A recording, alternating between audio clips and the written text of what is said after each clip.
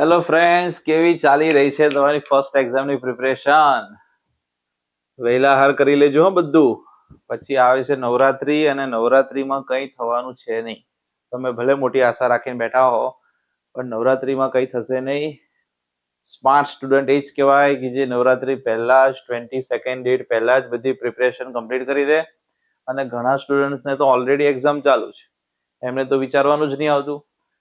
તો આપણે ચાલી રહ્યું છે પહેલા ઓબ્જેક્ટિવ સિરીઝ, તમને બધાને ખ્યાલ જ છે, અને એમાં ટર્ન બાય ટર્ન સ્કૂલના લાસ્ટ યરના પેપર્સ આપણે સોલ્વ કરતા આજે પહોંચ્યા છે આપણે ચરોતર ઇંગ્લિશ મીડિયમમાં સાયન્સ સબ્જેક્ટના સ્ટાન્ડર્ડ 10 ના ઓબ્જેક્ટિવ સોલ્વ કરવા છે.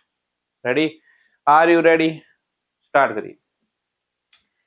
Which plant hormone promote dormancy in seed and birds? Answer is abscisic acid. Answer is abscisic acid. તમે કહેશો સર ડોર્મેસી શું છે? ડોર્મેસી, પ્રમોટ ડોર્મસી ઇન સીડ. તો પ્લાન્ટ કે ટ્રી માટે જે વર્સ્ટ કન્ડિશન્સ કહેવાય, બહુ હીટ વધી ગઈ, કાં તો બહુ ઠંડી વધી ગઈ, કાં તો ડ્રોટ જેવી કન્ડિશન થઈ ગઈ, એવા કન્ડિશનમાં પણ એને સર્વાઈવ કરવામાં હેલ્પ કરે, એને કહેવાય ડોર્મેસી. અને એમાં એબ્સેસિક એસિડ હેલ્પ કરે છે. Abscisic acid often as a stress hormone because it plays a key role in a response to adverse condition, including seed dormancy and bud dormancy, to help the plant survive during unfavorable time. Unfavorable એટલે મેં તમને હમણાં સમજાવ્યું એ જ, બહુ વધારે ઠંડી, બહુ વધારે ગરમી, કાં તો drought condition. A following image shows the bread mold on bread. How do these fungi obtain nutrition? By right option is by breaking down the nutrients of bread and then absorbing them. Okay my friends, તો જો આ ટાઈપના તમને બધા ચેપ્ટર્સના ઓબ્જેક્ટિવના solutions જોઈતા હોય, તમારી બધી જ સ્કૂલના, આણંદની મોસ્ટ રેપ્યુટેડ બધી જ સ્કૂલના ઓબ્જેક્ટિવના સોલ્યુશન્સ, એટલે કે એના PYQsના સોલ્યુશન, લાસ્ટ યરના બધા ક્વેશ્ચન્સની PDF, all subjects, not only main 4 subjects, Hindi, Gujarati બધા સહિત બધા જ એક્ઝામની, first exam, second exam, final exam, right, plus paper sets, first exam paper set, second exam paper set and final exam paper set. તો બધું જ તમને એક જ જગ્યાએ ફ્રી ઓફ કોસ્ટ મળી જશે. આપણી આ એન્ડ્રોઈડ એપ્લિકેશન છે ઓમ લર્નિંગ એપ. તમે પ્લે સ્ટોરમાં સર્ચ કરીને પણ ડાઉનલોડ કરી શકશો, એન્ડ્રોઈડ પ્લે સ્ટોર. પ્લસ આ વિડીયોના ડિસ્ક્રિપ્શનમાં પણ હું આની લિંક મૂકી દઈશ.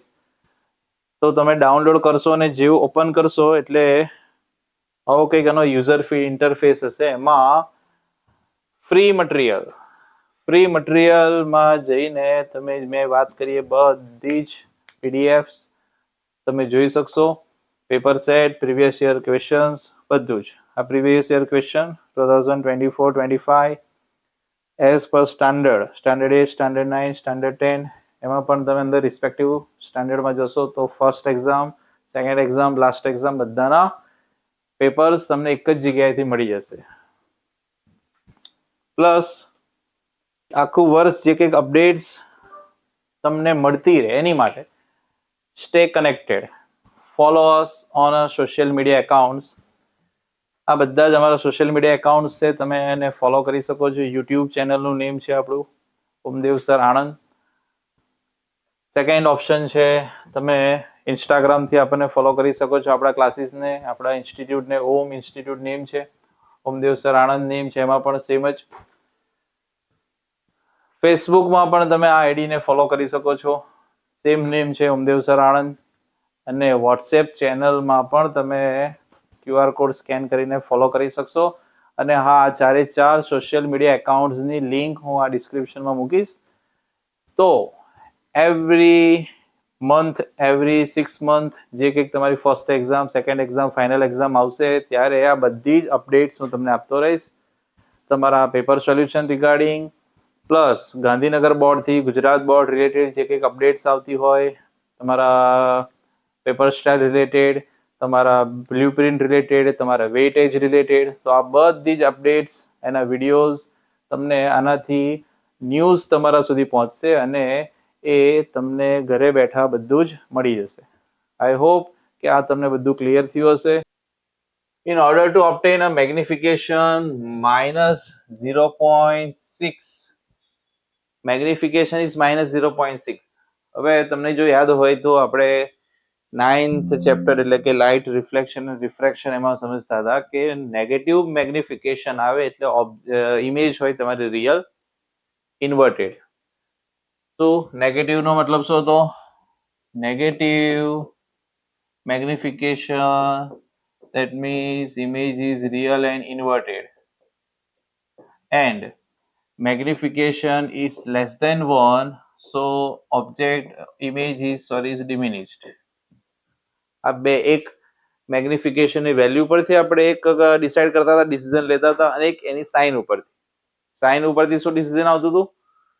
નેગેટિવ તો રિયલ એન્ડ ઇન્વર્ટેડ, પોઝિટિવ તો વર્ચ્યુઅલ એન્ડ ઇરેક્ટ.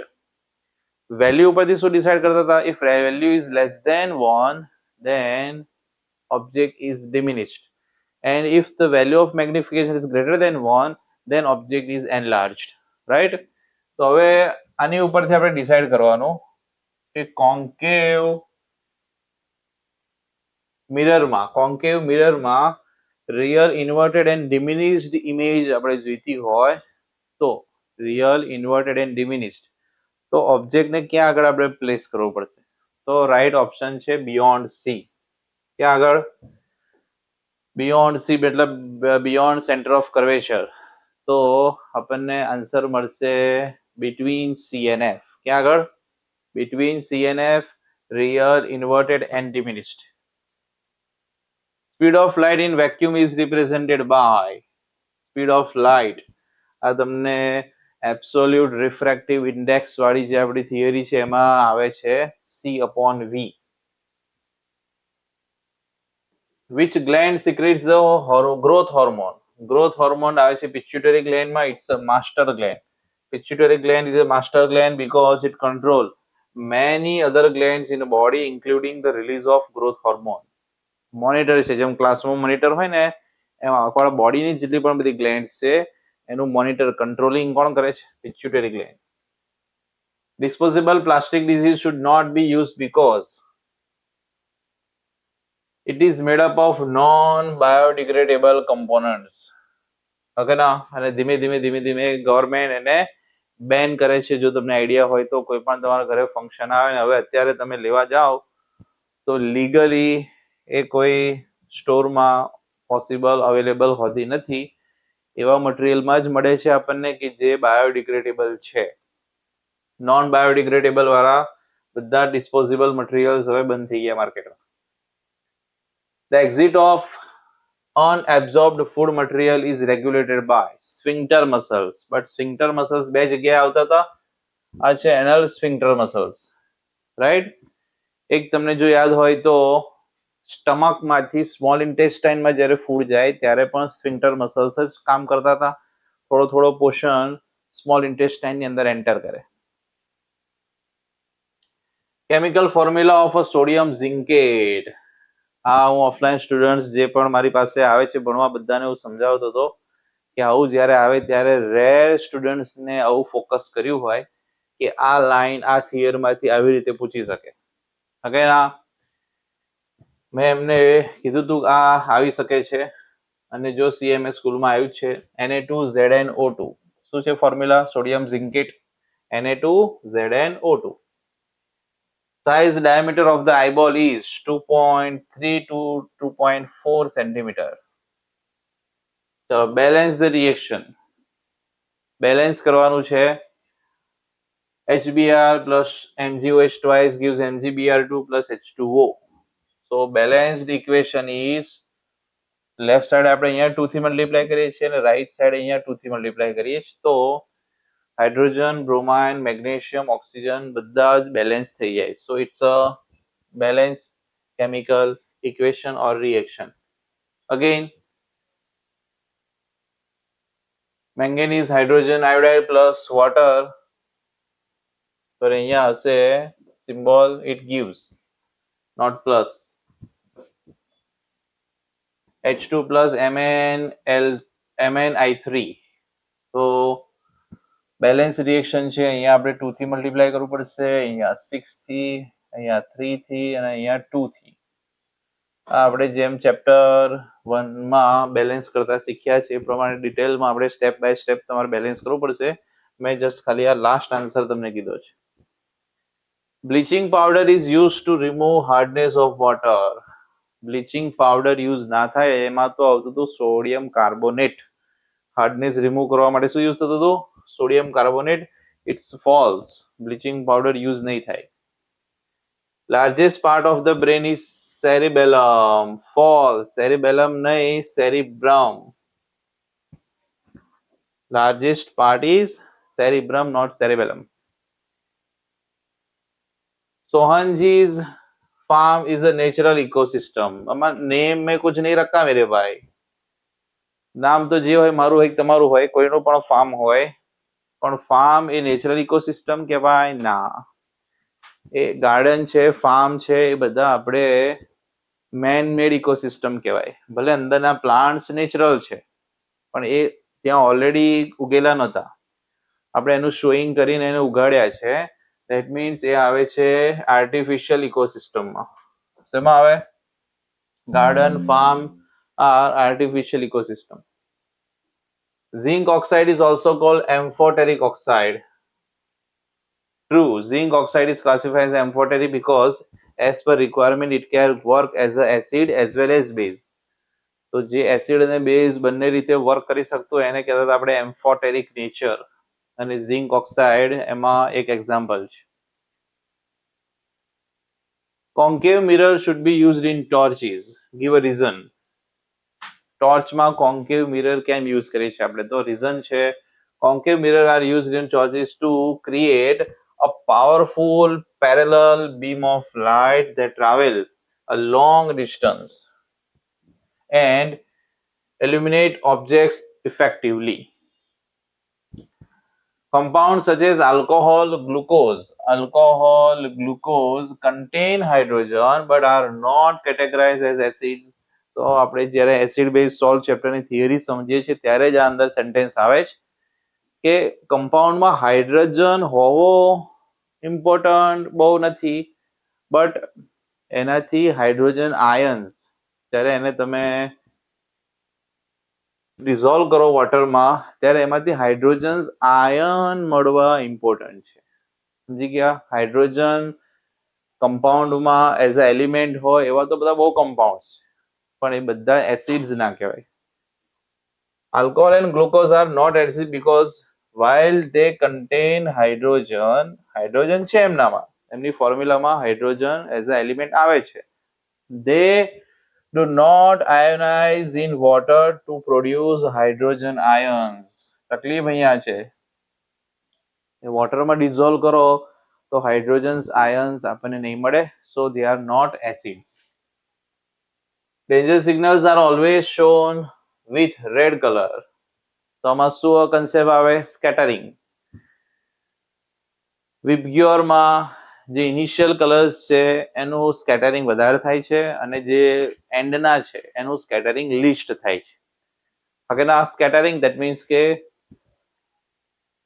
એટમોસ્ફિયરના પાર્ટિકલ્સ છે, 10 પાર્ટિકલ, મોઇસ્ચર પાર્ટિકલ્સ એક્સેટ્રા, એ કલર્સને સ્પ્રેડ કરી દે છે. સિમ્પલ લેંગ્વેજમાં સમજીએ તો શું કરી દે? એને કલરને, એ વેવલેન્થનો જે લાઇટ કલર છે, લાઇટ છે, એને સ્પ્રેડ કરી દે, એને કહેવાય સ્કેટરિંગ. તો રીઝન્સ પણ અંદર આવે છે કે Y sky appears blue. Okay ના, આ જ ચેપ્ટરમાં, ચેપ્ટર નંબર 10. તો એમાં એ જ રીઝન છે, બ્લુ અને ઇન્ડિગો બ્લુ જે ઇનિશિયલ કલર્સ છે એનું સ્કેટરિંગ સૌથી વધારે થઈ જાય છે અને એટલે સ્કાય બ્લુ દેખાય છે. અને એનું ઓપોઝિટ રેડ કલરનું સ્કેટરિંગ સૌથી ઓછું થાય, લીસ્ટ થાય. એટલે 500 મીટર, 1 કિલોમીટર જેટલું પણ કોઈ ઓબ્જેક્ટ દૂર હોય તો પણ આપણને દેખાય કે આ રેડ સિગ્નલ કોઈક છે, danger sign. Danger signals are shown red because red light has the longest wavelength in visible spectrum, which make it scatter the least by atmospheric particle like dust and fog. Next, match the following. ઓરમાં આવશે બેટા bauxite. એલોયના એક્ઝામ્પલમાં છે brass અને non મેટલના એક્ઝામ્પલમાં આવશે iodine. Write down the function of medulla oblongata. Medulla oblongata control the vital involuntary body functions. Involuntary that means કે જે આપણા કંટ્રોલમાં નથી.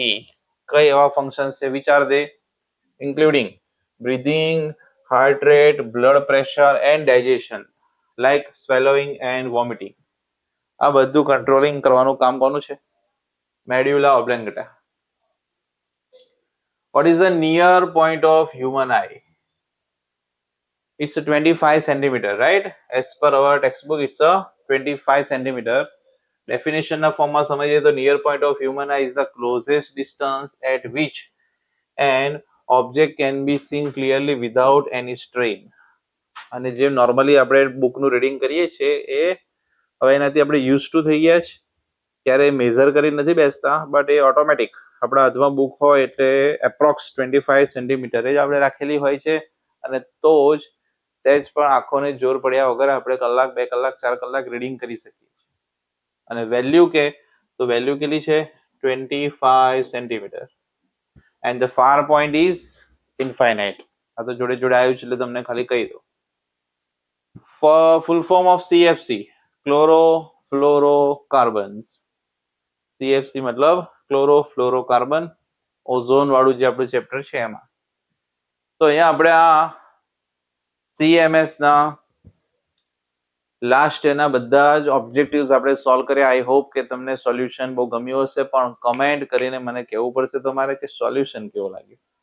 બાકી નેક્સ્ટ સ્કૂલના સોલ્યુશનમાં આપણે મળીએ. Bye bye. જય સ્વામિનારાયણ.